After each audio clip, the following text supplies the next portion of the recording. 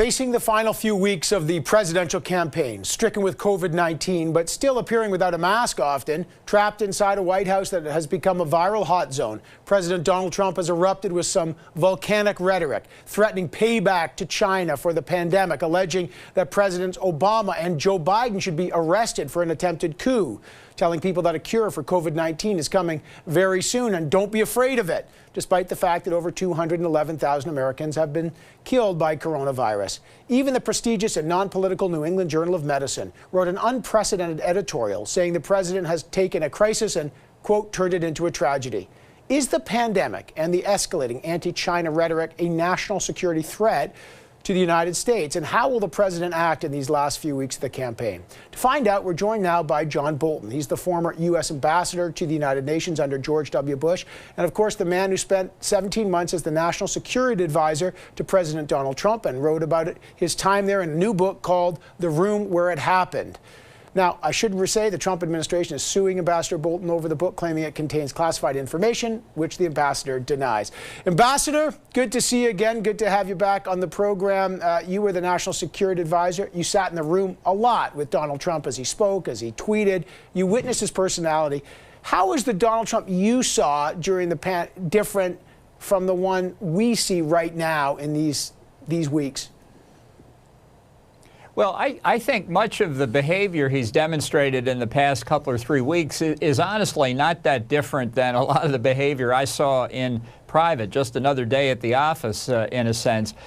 Some people have speculated that in the past few days it's because of the steroids that he's receiving as part of his the extraordinary care they're quite appropriately giving the president for his COVID-19 infection. I don't think he needs steroids to behave this way. This is how he acts. He focuses entirely on his re-election with less than a month to go. That's probably understandable as well. But this has been his focus, I think, during the entire first term of his presidency. Not policies, but doing things that will get him reelected. And now, obviously, the pressure is on.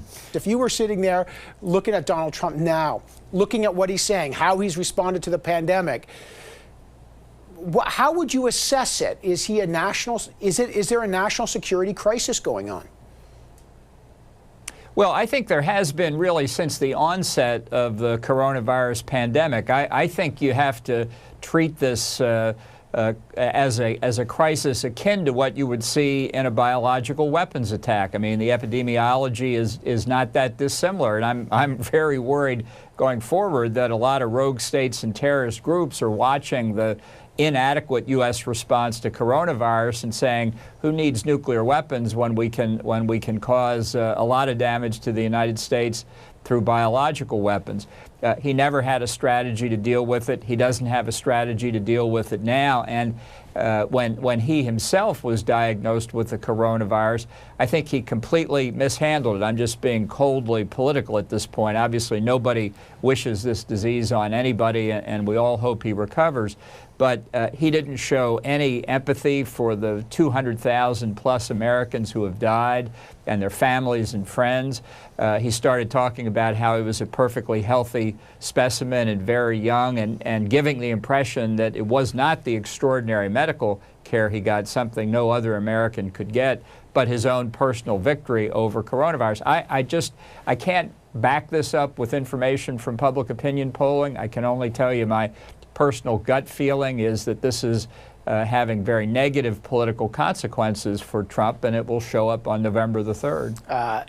He told Bob Woodward in the book Rage, back in March, and there's audio tapes, that he was actively downplaying the severity of the virus, even though he knew it was deadly. You then said, this guy's unfit for the job. Now you're looking at him today. Is Donald Trump fit to be the president of the United States in your view? No, he is not, and for a lot of reasons. I don't think he governs with any philosophy or strategy or policy. I've described life inside the White House as like living inside a pinball machine. That hasn't gotten better with age. I believed when I took on the job as National Security Advisor that the gravity of the job, the weight of his responsibilities would have an effect on him. That turned out to be completely wrong.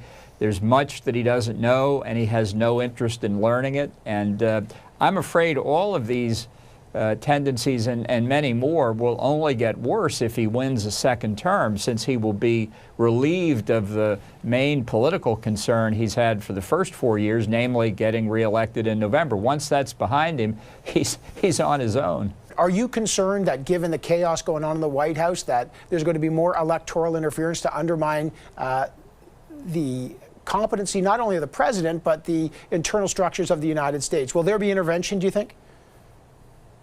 Well, I have no doubt that Russia and to perhaps a lesser extent China and Iran are trying to interfere, have tried to interfere, and will continue to do so up to Election Day and even after it if there are recounts and contests. But I'm also very convinced that the elements of the U.S. government that deal with this, the Defense Department, the intelligence community, the FBI, Homeland Security, are all well prepared. But you raise an important point. It's critical not to see this interference simply as favoring one candidate or the other.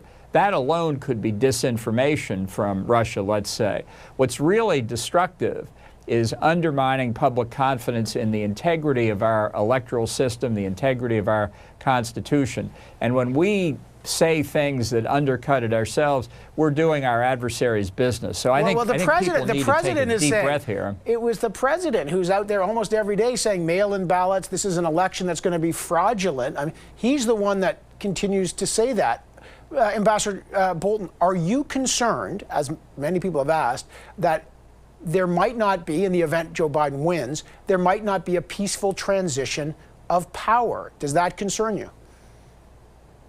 Well, I think we need to be very careful about this. I think what Trump has said, for example, that he couldn't lose unless there were fraud, I think that's very dangerous. He can lose very easily, as it may well turn out. The polls are not with him. The polls have been wrong before. But he could easily lose in a completely free and fair election. So if he's trying to lay the basis to do something illicit, I'm very troubled by that. Donald Trump said of you, and I've read your book, he said, look, many of the ridiculous statements Bolton attributes to me were never made. It's pure fiction. He's just trying to get even because I fired him like a sick puppy. He called you grossly incompetent. He's called you a liar. He's saying he fired you because of all that. What's your response to the president? Well, I'd be happy to match my credibility against Donald Trump's any day of the week. And as for all the names he's called me, look, it's juvenile. It's embarrassing to the office of the president. It's not really worth a response. He'll get a chance to write his book. I wrote as honestly and as accurately as I could, and it's out there for people to consider. You were criticized a lot for saying all this about a president that you ended up working for and then withholding it. Did you make a mistake in accepting the job to work for Donald Trump and defend those policies in the end? Do you feel like, my God, I misread the man, he's more of a danger than I thought? Well, I thought it was certainly worth taking the chance to try and move the country's policies along the right lines. I don't regret that at all. The only real regret I have is that I wasn't more successful with him and wasn't more persuasive. A lot of very good people have tried to advise Trump. I haven't agreed with all of them and all the particulars, but I think his administration will go down in terms of management and governance really as one of the worst in U.S. history.